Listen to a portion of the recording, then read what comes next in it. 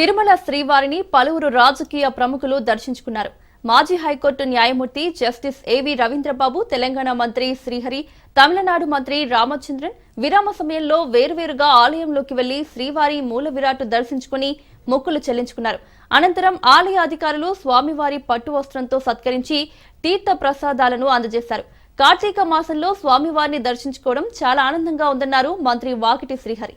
2 తెలుగు రాష్ట్రాల ప్రజలపై స్వామివారి దీవెనలు ఉండాలని కోరినట్లు మంత్రి శ్రీహరి తెలిపారు.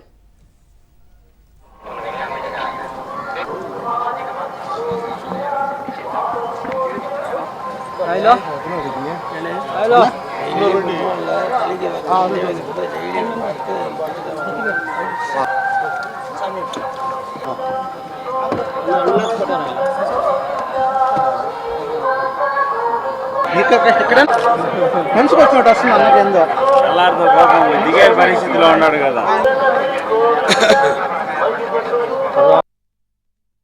బ్రహ్మముహూర్తాన కలియుగ ఆరాధ్య దేవుడు శ్రీ వెంకటేశ్వర స్వామి వారిని దర్శించుకోవడం పూర్వజన్మ సుకృతం.